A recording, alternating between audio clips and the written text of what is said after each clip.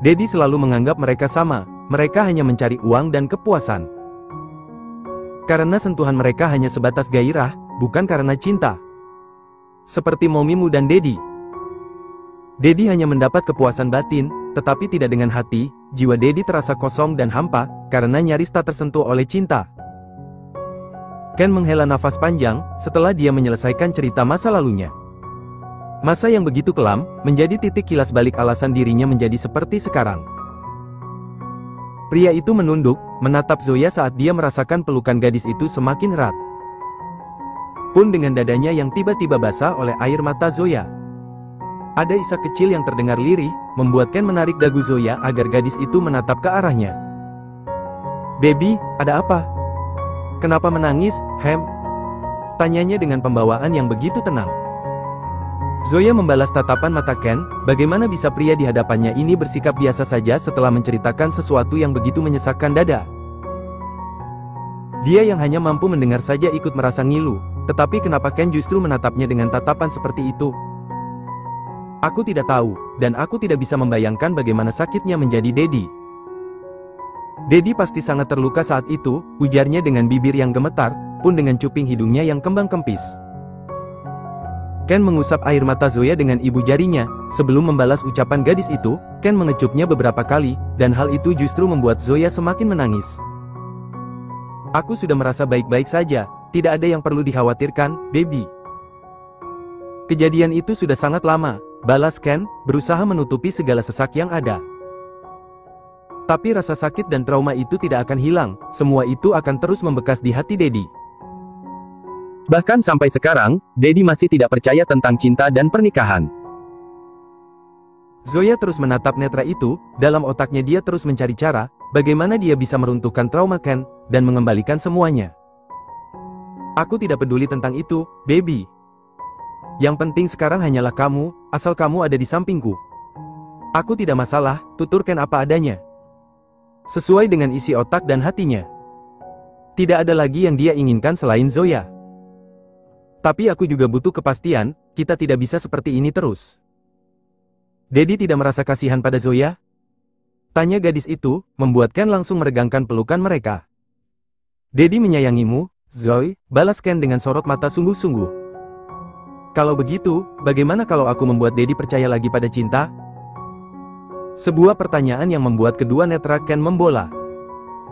Pria itu menggeleng cepat, tidak terima dengan saran Zoya. "Apa maksudmu, Zoe? Kamu mau kita menikah? Lalu kamu meninggalkanku di saat kita sudah punya anak? Aku tidak mau." Zoya menangkup kedua sisi wajah Ken, menghentikan kepala yang terus menggeleng itu. "Daddy, tidak semua wanita di dunia ini sama. Kalau Daddy berpikir seperti itu, berarti Daddy juga menganggap Zoya wanita murahan. Wanita yang hanya memikirkan uang dan kepuasan seperti yang Daddy bilang?" "No, bukan seperti itu, sayang. Aku hanya takut, aku tidak mau kehilanganmu. Aku tidak mau menikah." Ken masih tetap kukuh dengan pendiriannya, dan Zoya tidak bisa memaksa. "Baik, bagaimana kalau pelan-pelan?" "Pelan-pelan bagaimana maksudmu?" "Kita jalani ini semua pelan-pelan, hadirkan semua rasa yang Daddy punya untuk Zoya. Kita pacaran." Mata Zoya berbinar, menatap Ken dengan ketulusan yang dia punya. Ingin pria itu percaya, dan menyetujui idenya. "Pacaran?" Ken membeo, dengan alis yang terangkat. "Hem, sekarang Zoya adalah pacar Daddy, dan Daddy adalah pacar Zoya. Jadi tidak boleh selingkuh, apalagi menyentuh wanita lain. Daddy harus ingat komitmen dalam hubungan kita." Jelas gadis itu lebih rincin, kini dia seperti seorang guru yang tengah mengajari anak muridnya yang susah sekali untuk mengerti. "Mana mungkin aku menyentuh wanita lain, sayang. Aku sudah berulang kali bilang padamu, hanya kamu yang ingin aku sentuh. Oke, tapi kali ini sebagai pacar, bukan teman ranjang. Do you understand?" Bukannya menjawab, Ken justru merengek. "Tapi aku tetap boleh melakukannya kan?" Zoya menghela nafas, mulai kesal dengan sikap Ken. "Iya, Daddy. Makanya ayo setuju dulu dengan ide Zoya." "Baik, Daddy akan setuju. Asalkan dengan satu syarat." Kening gadis cantik itu mengernyit. "Apa?" "Ayo main satu kali lagi, baru Daddy akan percaya." Mendengar itu, Zoya langsung memukul keras dada Ken. "Bug!" Aku serius, Daddy. Cetusnya. Ken melingkarkan tangannya di pinggang Zoya, agar gadis itu tak mampu bergerak dan menjauh darinya. Daddy juga serius, sayang. Satu kali lagi, untuk merayakan hari jadian, ucapnya mencari alasan. Zoya berdecak keras. CK, pokoknya ini yang terakhir. Tidak janji. Ken menyerang kembali tubuh di sampingnya, siap membawa Zoya terbang ke nirwana dengan status baru mereka. Lelah dan letih, tetapi tetap saja membuat Zoya masih bisa mendesah. Ruangan itu kembali memanas, pun dengan derit ranjang yang kembali mengeras. Hingga tengah malam, akhirnya mereka benar-benar tumbang. Terlelap dengan nyaman dalam dekapan orang tersayang. Pagi hari. Ken dan Zoya bangun subuh, saat matahari masih tenggelam, mereka terpaksa bangun, agar pulang dengan selamat tanpa berpapasan dengan Nora. Syukur-syukur wanita itu langsung berangkat ke tempat kerja. Namun, nahas pagi ini Zoya benar-benar tidak bisa menggerakkan anggota tubuhnya, seluruh tulang itu terasa remuk akibat ulah Ken yang terus menggagahinya. Baby, I'm sorry. Aku buat kamu jadi kesusahan seperti ini, ucap Ken sambil membantu Zoya untuk bangun. Gadis itu meringis, merasa ngilu sana-sini. Ah, tidak ada yang perlu dimaafkan, semuanya sudah terjadi. Cetusnya, membuat Ken semakin merasa bersalah. Zoya, ayolah Daddy minta maaf, sayang. Lain kali tidak begini. Tentu saja tidak. Suara gadis itu semakin ketus, membuat raut wajah Ken memberengut. Iya, kebetulan hari ini juga Daddy harus keluar kota. Ron sudah mengirimi Daddy pesan untuk bersiap-siap, tutur Ken, semakin merasa tidak rela. Wajahnya lesu seketika. Jahat sekali, aku sakit malah mau ditinggal, sindir Zoya bercanda. Kamu maunya bagaimana? Mau Daddy temani sepanjang hari? Kalau mau Daddy akan lakukan, biar Ron yang keluar kota, cetus Ken, menanggapi ucapan Zoya dengan serius. Kini, gadis itu sudah berhasil duduk, dia memegangi kedua pinggulnya sementara kedua pegunungan itu masih terpampang nyata. Memanjakan mata Ken. Ah, sebelum pergi dia ingin memakan Zoya lagi, tapi sepertinya tidak bisa. Karena dia sudah mengambil seluruh tenaga gadis itu. Ish, Zoya hanya bercanda, Dad. Sudah jangan liatin terus, ayo gendong aku. Zoya mengulurkan kedua tangannya meminta digendong oleh Ken. Sikap manja yang membuat Ken suka. Ken mengulum senyum, kemarahan Zoya yang seperti ini malah membuatnya gemas. Dengan senang hati, Ken segera mengangkat tubuh langsing itu untuk ikut mandi bersamanya. Pria itu menggendong Zoya dan meletakkannya di dalam batub, karena sebelumnya Ken sudah mengisi bak itu dengan air hangat untuk mereka. Sayang, luruskan kakimu biar aku pijat, ucap Ken, dan tanpa protes Zoya langsung meluruskan kedua kakinya, bertopang pada kedua paha Ken. Pria itu mulai memijat kaki Zoya dengan pelan, mencoba membuat gadis itu merasa nyaman. Hingga lama-kelamaan Zoya memejamkan matanya, merasa begitu dimanjakan oleh gerakan tangan Ken di kedua kakinya. Terus, Dad, ucap Zoya. Sementara Ken terus memandangi dua pucuk yang hampir tenggelam dalam air itu, mulutnya mulai bergerak, menciptakan sensasinya sendiri. Hingga ular piton itu kembali menegang, berdiri tegak siap untuk mengoyak. Sayang, panggil Ken, tangannya bergerak semakin ke atas paha Zoya. Dan Zoya yang merasakan geli, langsung membuka matanya. Dad. Sentak Zoya karena terkejut, tiba-tiba Ken sudah mau menjadi bayi besar. Sayang, kamu tidak mau memberiku ucapan selamat tinggal dulu? Aku berangkat hari ini loh. Ken mulai merengek, bukan sikapnya sekali yang biasa dikenal menerjang tak kenal lawan. Memangnya berapa hari Daddy di sana? Pakai ucapan selamat tinggal segala? 2 hari, baby. Ah, aku bisa gila jika lama-lama tidak mendapat sentuhanmu. Tapi aku benar-benar lelah, Dad. Tubuhku remuk semua, memangnya Daddy tidak lelah apa? Ken menggeleng dengan bibir yang mengerucut. No, selagi denganmu, sampai ranjang ambruk pun Daddy akan siap terbang ke nirwana. Terus bagaimana? Kalau Daddy kasihan pada Zoya, Daddy tidak akan melakukannya. Kini Zoya yang mulai mengerucutkan bibirnya. Pakai ini. Ken menunjuk bibir yang tengah mengerucut lucu itu, dan gadis itu tidak mengerti sama sekali. Dia hanya bisa mengernyitkan dahi. Hari ini Ken benar-benar berangkat keluar kota bersama sang asisten, Ron. Pria matang dengan sejuta pesona itu harus melakukan perjalanan bisnis selama 2 hari, dan bisa bertambah jika memang perlu peninjauan lebih. Rasa tak rela meninggalkan Zoya mulai mendera, padahal mobil mereka baru saja melandas ke jalan raya. Tujuan kali ini adalah kota Bandung. Kota sejuk, dengan keindahan alam yang begitu menawan bagi setiap mata yang memandangnya. Sedari tadi Ron terus memperhatikan tuannya dari balik kaca spion tengah. Namun, bukan wajah Ken yang terlihat sangat sumringah yang mencuri perhatian pria berpangkat asisten pribadi itu. Beberapa tanda kemerahan yang ada di leher Ken, sedari tadi mengitari otak Ron. Dia bukan pria bodoh yang tidak tahu tanda apa itu, tapi apa ia tidak ditutupi, malah terkesan ingin semua orang tahu. Tuan, panggil Ron hati-hati, dia bersikap seperti itu karena akhir-akhir ini Ken berubah bak bunglon, kadang marah-marah tidak jelas. Kadang senyum-senyum sendiri sambil memegangi ponselnya. Banyak sekali pokoknya perubahan Ken setelah berhubungan dengan anak angkatnya, Zoya. Entah hubungan seperti apa nantinya, dia tidak mau ikut pusing. Walaupun dia sering terkena imbasnya. Ada apa, Ron? Balas Ken dengan nada bicara yang terdengar lembut. Tidak seperti kemarin. Rasa-rasanya Ron seperti ingin dicekik hingga mati, hanya dengan melihat sorot mata Ken. Itu di leher Anda. Ini gadisku yang membuatnya, bagus kan? Potong Ken cepat sambil tersenyum sumringah, membayangkan semalam saat Zoya menyesap dan menggigit lehernya. Bagus matamu. Harusnya kamu itu malu, itu kan aib, tahu? Apa tidak sebaiknya ditutup, Tuan? Anda kan harus bertemu klien, tutur Ron memberi saran. Demi kebaikan dan harga diri Ken, tetapi sepertinya yang diperhatikan malah tidak peduli. Buktinya Ken malah mengedikan bahu, seolah tidak mau tahu.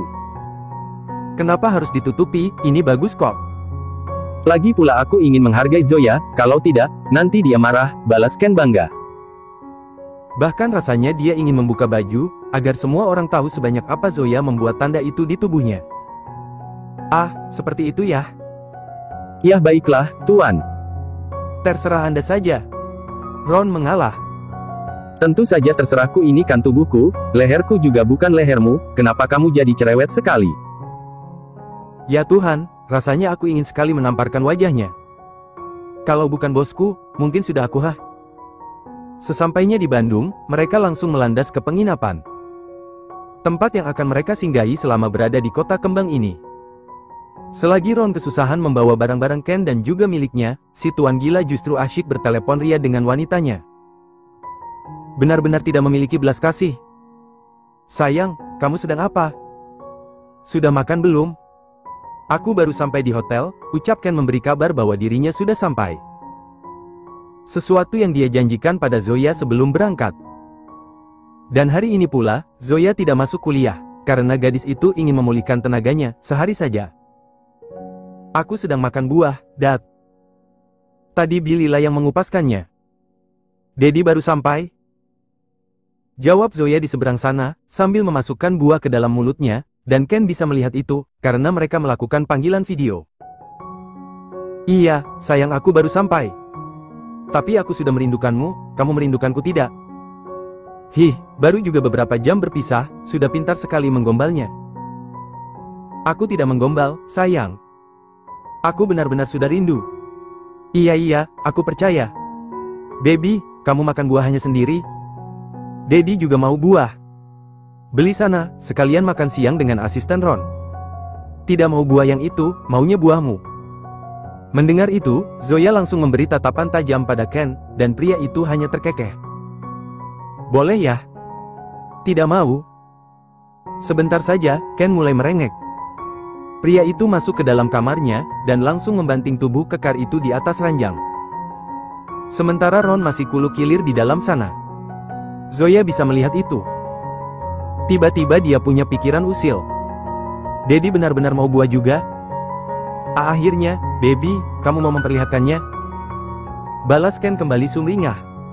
Mau, asal dengan satu syarat. Syarat apa, sayang? Senyum Zoya semakin mengembang. Cium asisten Ron dulu, baru Zoya kasih buah.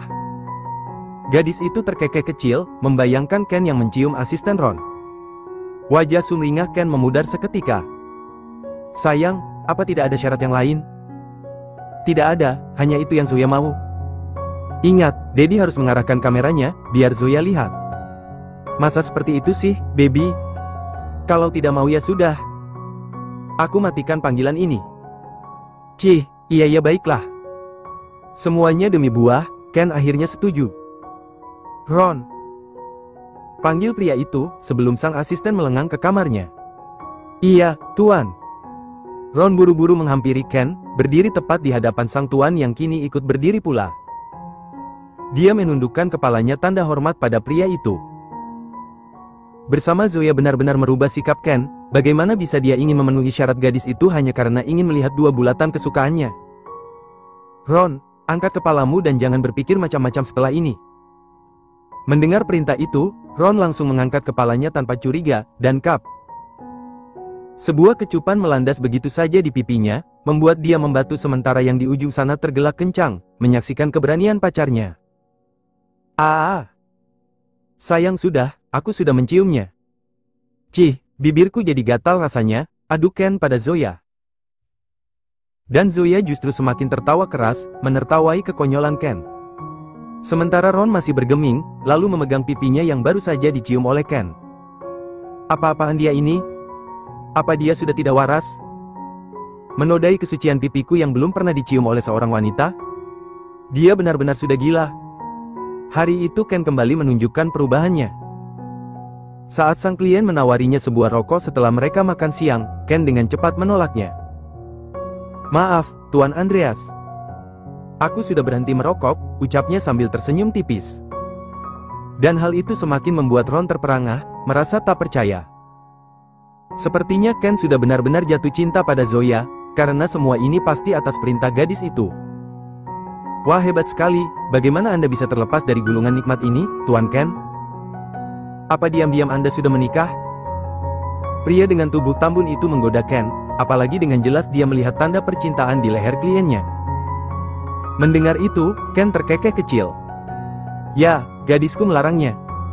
Katanya dia tidak suka aku merokok, jadi aku tidak bisa membantah. Sepertinya Anda ciri-ciri suami takut istri ya? Wanita di sisi Anda juga pasti sangat hebat, karena bisa merubah Anda dalam sekejap. Godaan itu membuat Ken terkekeh, dia sama sekali tidak marah, dan justru senang mendengarnya. Dia terus membayangkan wajah Zoya di setiap obrolan kecil itu. Wajah manis yang membuat dia selalu mabuk kepayang, dan selalu merasa ingin terbang. Malam pun tiba. Zoya tidak turun untuk makan malam dengan alasan sakit. Dan akhirnya Nora hanya makan malam sendiri di meja makan. Karena Ken pun tidak ada di sini, dia tahu itu dari Bayi Lila, karena Ken tidak memberi kabar apa-apa. Biar aku saja yang antar makanan ke kamar Zoya, ucap Nora, saat dia melihat Bayi Lila membawa nampan berisi makanan, yang pasti akan dia antar ke atas. Baik, Nyonya, balas Bayi Lila patuh lalu kembali meletakkan nampan itu di atas meja. Nora cepat-cepat menyelesaikan makan malamnya. Untuk mengantar makanan itu pada Zoya. Sementara di atas sana, lagi-lagi Ken membuat panggilan video dengan gadisnya, waktu kosong selalu dia gunakan untuk menghubungi Zoya. Sayang, katanya janji mau lihat buah lagi malam ini, ucap Ken menagih ucapan Zoya tadi siang, padahal gadis itu hanya mengiyakan saja semua perkataan Ken, tanpa berjanji apapun. Tetapi dasarnya Ken itu otak mesum, pria itu akan cepat mengingat jika tentang hal-hal begitu. Apa sih, Daddy? Mintanya itu terus. Cetus Zoya. Kini Ken juga tengah berbaring, bahkan bertelanjang dada, dia baru saja selesai mandi dan makan malam. Namun, tetap saja akan merengek walaupun perutnya sudah kenyang. Karena belum mendapatkan jatah malam. Tadi siang tidak puas, baby. Sekarang aku sudah tidak ada pekerjaan. Ayolah, biar tidurku nyenyak. Zoya menghela nafas panjang, daripada pusing mendengar rengekan Ken yang tak sudah-sudah, lebih baik dia memberikan apa yang pria itu mau. Sudah, jangan minta yang macam-macam lagi. Di ujung sana, Ken terkekeh keras. Membuat gerakan gemas, ingin meremas dan menggigit pegunungan itu dengan mulutnya. Dan suara ketukan pintu dari arah luar, memutus obrolan mereka, apalagi terdengar suara Nora yang memanggil nama Zoya. Kedua netra gadis itu melebar, dia buru-buru bangkit sambil menurunkan tank topnya, dan menyembunyikan ponsel itu di bawah bantal, dengan panggilan Ken yang masih terhubung.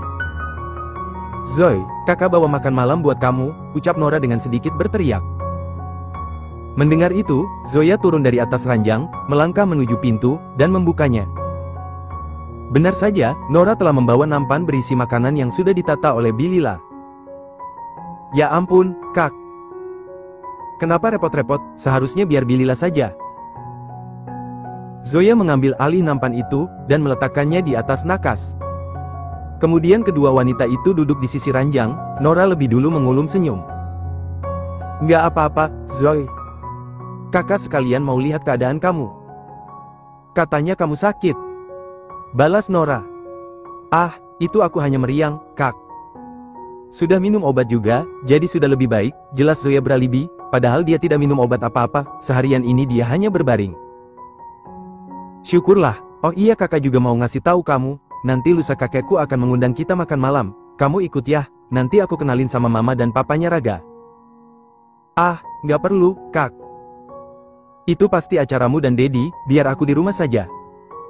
Nora menggeleng tidak setuju. Pokoknya kamu harus ikut, dan yang cantik, biar Raga makin terpesona. Tapi, Kak. No, tapi, Zoe. Nora memotong cepat ucapan gadis itu, bahkan segera bangkit dari ranjang, membuat Zoya tak bisa lagi untuk membantah. Gadis itu menghela nafas pasrah, dan entah kenapa perasaannya jadi gundah. Seolah ada sesuatu yang akan terjadi di hari itu. Baiklah, nanti aku ikut ke acara makan malam itu, ujar Zoya, membuat Nora langsung tersenyum sumringah. Setelah itu, baru Nora keluar dari kamar Zoya. Dan gadis itu langsung mengunci kembali pintu itu, lalu mengambil kembali ponselnya yang dia sembunyikan di balik bantal. Ken masih di sana, dengan tubuh polos dan posisi yang sama. Hai, sayang. Ular piton sudah menunggumu.